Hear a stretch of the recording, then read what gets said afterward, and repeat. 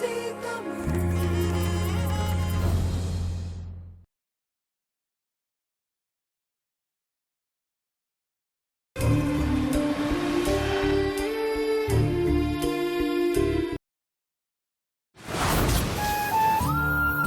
எத்தனை நாளைக்கு நீ இப்படி பேசாம இருக்க போற? ஏதாவது பேசு. உன்னையும் கஷ்டப்படுத்தி எங்களையும் ஏன் வேதனைப்படுத்திட்டு இருக்க? யாழினி, நீ அவளை விட்டுரு. அவளுக்கே எப்ப நம்ம கிட்ட பேசணும்னு தோணுதோ அப்ப அவ நம்ம கிட்ட பேசிட்டோம். நாம தான் பேசினா அவளுக்கு பிடிக்க மாட்டேங்குதே, கோவப்படுறா. இதுக்கு மேல நாம என்ன பண்ண முடியும்? இங்க பாரு, நீ இப்படி இருக்கிறத நிவேதிதாவோட ஆன்மா கூட ஏத்துக்காதடி.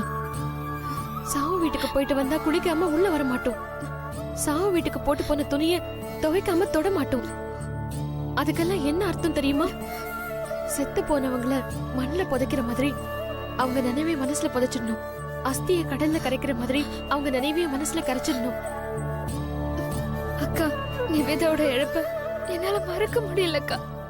அவ இல்லாத வாழ்க்கைய என்னால நினைச்சு கூட பார்க்க முடியல. அப்பா அம்மா செத்து போனதுக்கு அப்புறம் நாம வாழல. உயிர் வாழணுங்கிறதுக்காக ஊரை விட்டு நாட்டை விட்டு வரல. எல்லாத்துக்கும் மனசு தாண்டி காரணம். உன்னோட மனசை நீ மாத்திக்கோ. நாம அனுபவிச்ச கஷ்டத்தை நினைச்சு பாரு. எவ்வளவு சிக்கலை தாண்டி நாம இங்க வந்திருக்கோம். அதே மாதிரி இதையும் கடந்து வா. நீ போக வேண்டிய தூரம் இன்னும் நிறைய இருக்குடி. அக்கா, அட்வைஸ் பண்றது ரொம்ப ஈஸி. என் நிலைமையில கொஞ்சம் இருந்து பாரு, புரியுது? தமிழ், நீ யார் நீ இவ்ளோ சொல்றா? நீ இவ்ளோ பிடிவாதமா இருந்தா எப்படி?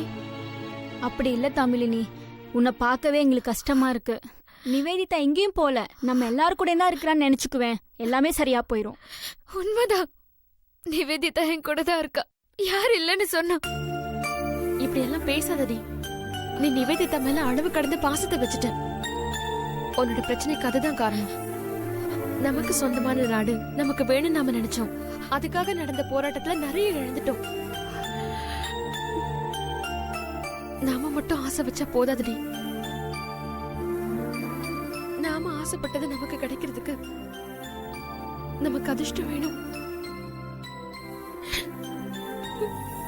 இதுக்கு மேல உன் இஷ்டம்.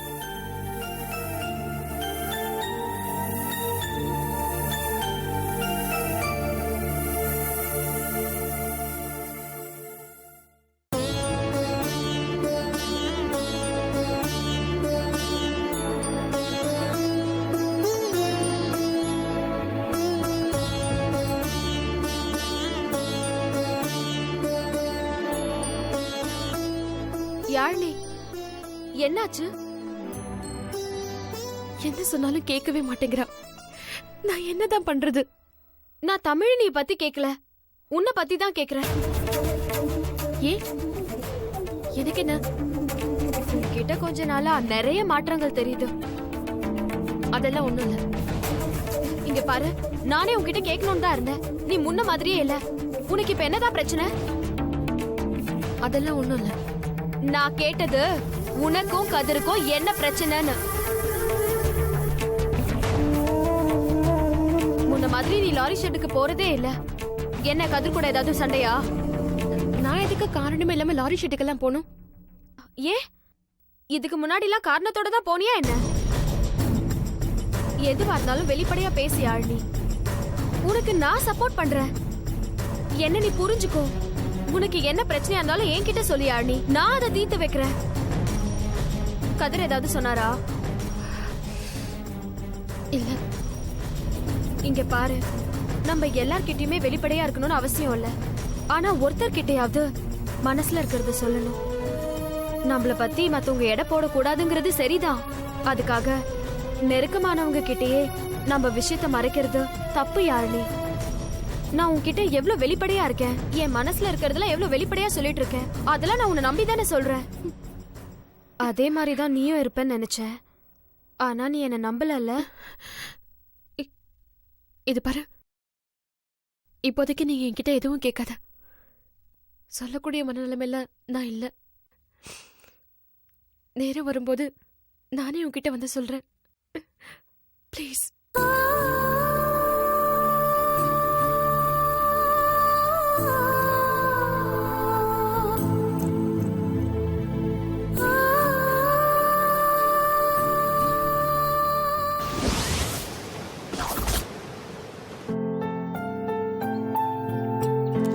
துளசி, அம்மா துளசி, ஒரு டீ போட்டு கொண்டு வாம்மா. ராகினி, நீயாவது இருக்கியாம்மா?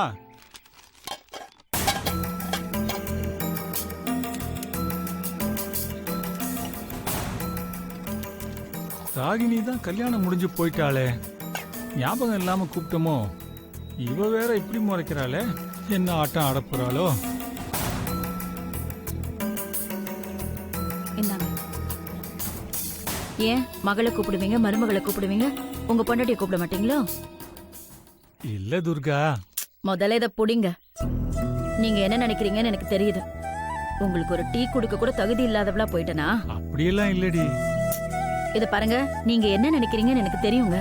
பொண்டாட்டியா புருஷனுக்கு செய்ய வேண்டிய எந்த வேலையையும் நான் செய்யல. அத மனசுலயே வச்சுட்டு இருக்காதீங்க. நானும் மாறிட்டேன். மருமக தூங்கிட்டு இருக்கா. தூங்கிட்டு இருக்காளா? எழுப்பி விடுறி. வீடு வாசல் பெருக்கணும், பாத்திரம் தேய்க்கணும், எவ்வளவு வேலை இருக்கு. ஒரு நாள் தூங்குனா எதுவும் கெட்டு போகாது. எல்லா வேலையும் நான் பாக்குறேன். அவ தூங்கட்டும், நீங்க குடிங்க.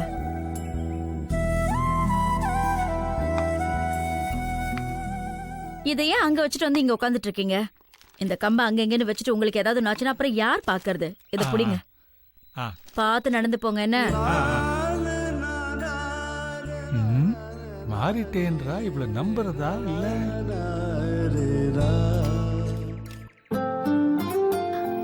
அத்தை, வந்துட்டியா துளசி? அது நல்ல தூக்கமா? ரொம்ப டயர்டா இருந்துச்சு, அதான் தூங்கிட்டேன் அத்தை. அத பத்தி இப்ப யார் கேட்டா? தூங்குனா என்ன தப்பு? உன்ன மாதிரி நானும் இந்த வீட்டுக்கு மருமக தானே. நான் வேலை செய்யக்கூடாதா? என் மருமகளுக்கு நான் டீ போட்டு கொடுக்க கூடாதா? புடி.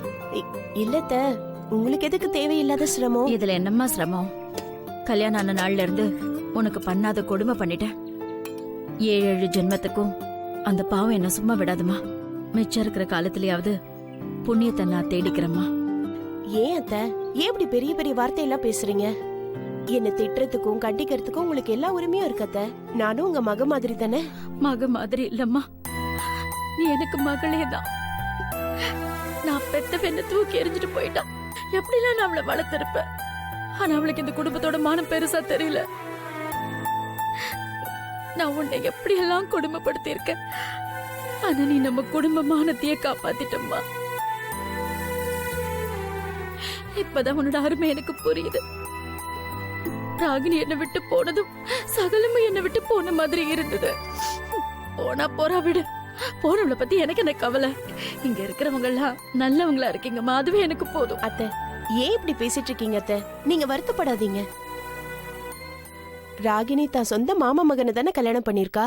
ஊர் பேர் தெரியாத யாரோடய ஓடி போயிடலையே. ராகினி நம்ம வீட்டு பொண்ணத்த கண்டிப்பா தப்பு பண்ண மாட்டாத்த, புரிஞ்சுக்கோங்க. என்னம்மா போமா, நீ என்னதான் ஆறுதல் சொன்னாலும் என் மனசு கேட்க மாட்டேங்குதுமா. அவளை நான் எப்படி எல்லாம் வளர்த்தேன் உனக்கே தெரியும் தானே. ஒரு வேலை செய்ய விட்டுருக்கேனா கையில வச்சு தாங்கின என்ன அனாதைய தூக்கி போட்டுட்டு போயிட்டான். அத்தை, ஏன் இப்படி எல்லாம் பேசிட்டு இருக்கீங்க? நாங்க இத்தனை பேர் இருக்கோம், உங்களை அனாதையா விட்டுருவோமா? ஆமா துர்கா, நீ கவலைப்படாத. நம்ம குழந்தை எங்க இருந்தாலும் நல்லா இருப்பா. நீ தைரியமா இரு, உனக்கு நாங்கெல்லாம் இருக்கோம்ல. உங்க எல்லாரையும் நான் எவ்வளவோ காயப்படுத்தி இருக்கேன். அதெல்லாம் மனசுல வச்சுக்காம எனக்கு ஆறுதலா இருக்கீங்களே. ஐயோ, காலம் பூரா உங்களுக்கு நான் நன்றியோட இருப்பேன். என்ன பேசிட்டு இருக்கீங்க நீங்க? நாங்கெல்லாம் உங்க கூட இருக்கோம்ல. நீங்க முதல்ல அழாதீங்க, கண்ணை தொடங்க. நாங்கெல்லாம் இருக்கோம்ல, நாங்க பாத்துக்கிறோம். கவலைப்படாதீங்க, கவலைப்படாதீங்க.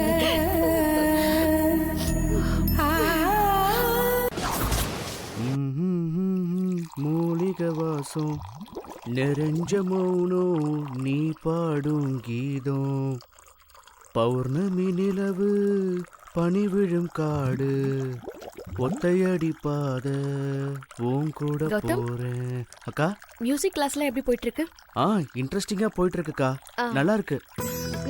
சீக்கிரமே இளையராஜா, ஏஆர் ரஹ்மான், அனிருத் மாதிரி பெரிய மியூசிக் டைரக்டர் ஆயிடு, சரியா? அண்ணி, இசைனாலே சினிமா மியூசிக் மட்டும் கிடையாது. நம்ம ஊர்ல தான் ஒருத்தன் நல்லா பாடினா அவன் சினிமால பாடினாதான் பாடகன்னு ஒத்துக்கிறோம். நல்லா ஆடினா அவன் சினிமால ஆடினாதான் நல்ல டான்சர்னு ஒத்துக்கிறோம். அப்படிலாம் கிடையாது அண்ணி, இசையில நிறைய இருக்கு. இந்த அவமான தேவைதானா ராகினி? குழந்தை நாளன்னு விட்டா நீ என்னையே கலாய்க்கிறியா? இரு இரு, உனக்கு சோத்துல விஷம் வச்சுடுறேன்.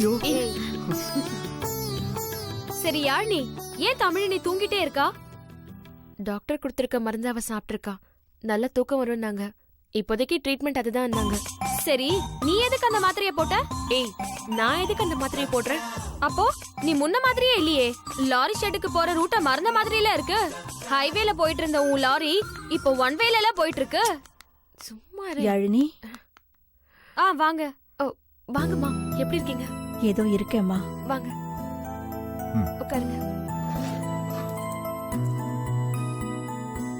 என்ன சாப்பிடுறீங்க? டீ? பரவாயில்லம்மா, இருக்கட்டும். நாங்க வரும்போதுதான் சாப்பிட்டு வந்தோம். இல்ல, இவ்ளோ தூரம் அப்படியா? வீட்டுக்கு வந்திருக்கீங்க, ஏதாவது சாப்பிட்டு போலாமே.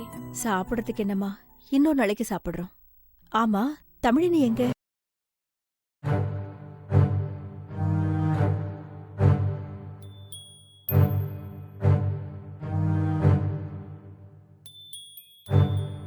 உள்ள தூங்கிட்டு இருக்கா. இந்த நேரத்துலயா? நிவேதிதாவோட திங்ஸ் எல்லாம் கொண்டு வந்திருக்கோமா, தமிழினிக்கு கொடுக்கணும். நிவேதிதா பயன்படுத்தின Dress, அவ திங்ஸ் எல்லாம் யாருக்கும் கொடுக்க எனக்கு விருப்பம் இல்லம்மா. அதாம்மா. நீங்க கொடுத்துட்டு போங்க. அவ எந்திரிச்சதை நான் கொடுத்துறேன்.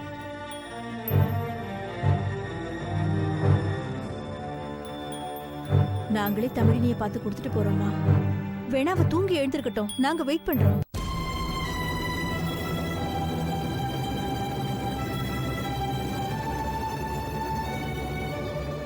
அவ எந்திரிக்க லேட் ஆகும்.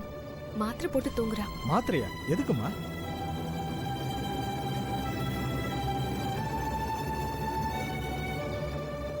தமிழினி காலேஜுக்கு போறதில்லைன்னு சொன்னாங்க. அவளுக்கு என்னாச்சு? எதுவா இருந்தாலும் எங்ககிட்ட சொல்லுமா. அவ உடம்புக்கு என்ன சொல்லு.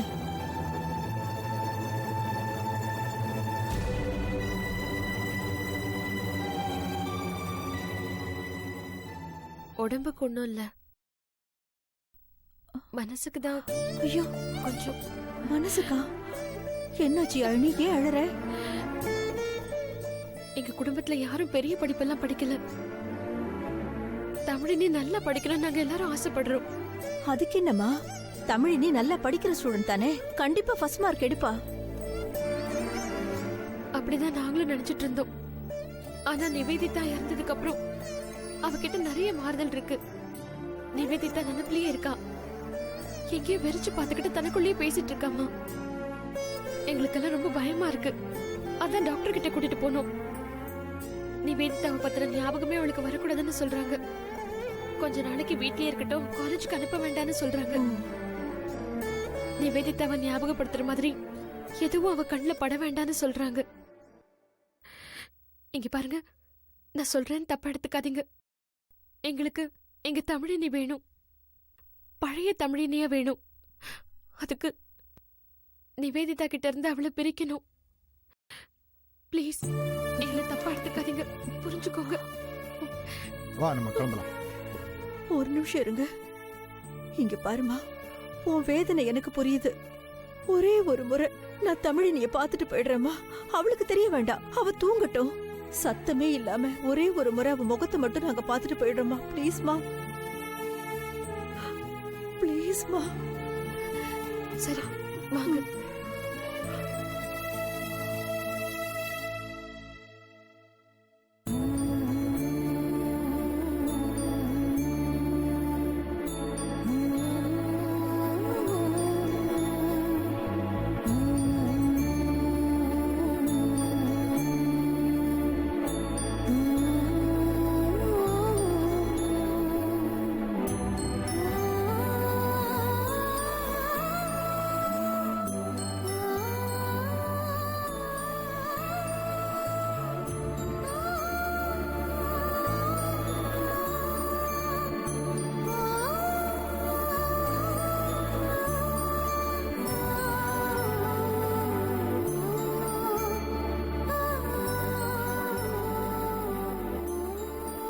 என்னங்க, போலாம். தேங்க்ஸ்மா. வரோம்.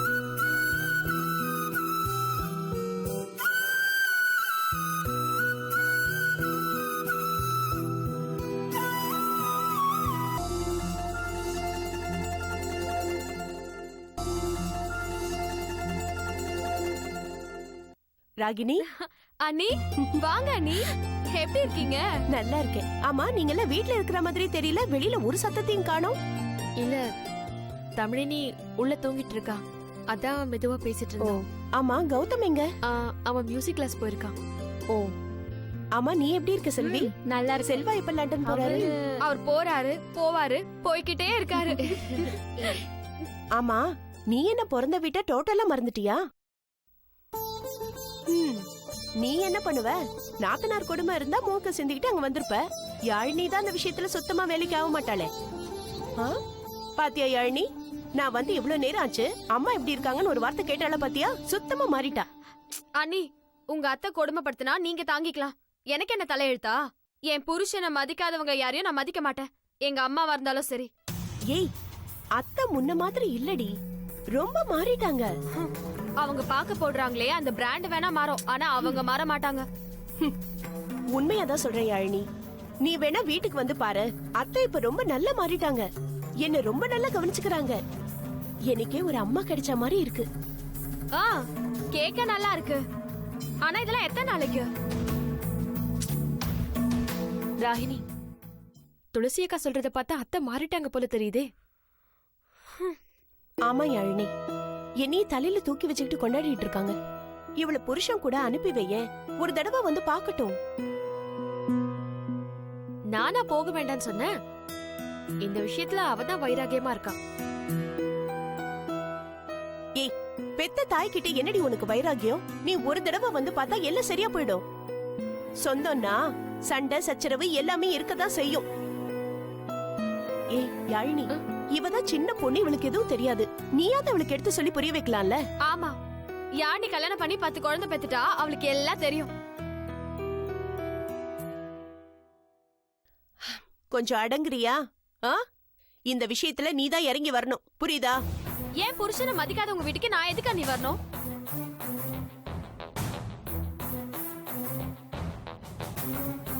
ஏய், பெத்தவங்களுக்கு மக கல்யாண விஷயத்துல 1000 கனவு இருக்கும்டி. நீ அதையெல்லாம் கலைச்சிட்டு திடீர்னு மாலையும் கழுத்துமா வந்து நின்னா அவங்க எல்லாத்தையும் மறந்து உன்னை உடனே ஏத்துப்பாங்களா? கொஞ்ச நாளைக்கு அப்படிதான் மூஞ்சி தூக்கி வச்சுக்கிட்டு இருப்பாங்க. அதுக்காக தாய்க்கு மக உறவு இல்லைன்னு ஆயிடுமா? சும்மா இதையே சொல்லாதீங்க நீ. நான் என்ன ரோட்ல போற எவனையோவா கல்யாணம் பண்ணிட்டு வந்தேன்?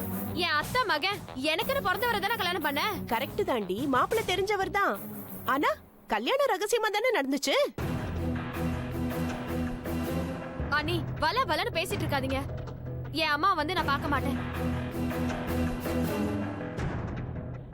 ஏ ராகினி, நீயும் உங்க அண்ணன் மாதிரி ஏன் இப்படி பிடிவாதத்தனத்தோட இருக்க? ஏன் அவன் என்ன பண்ணான்?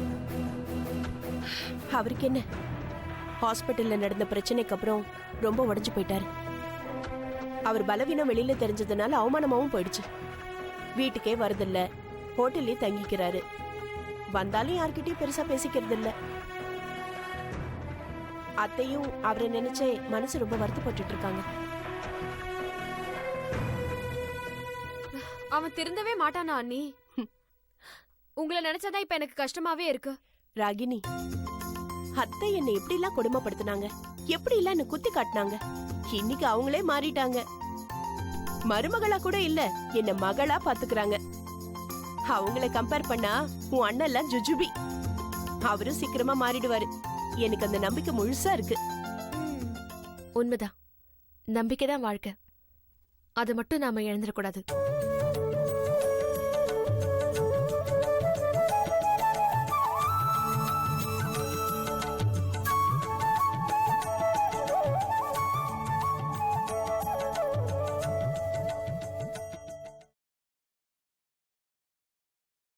ABC Tamil.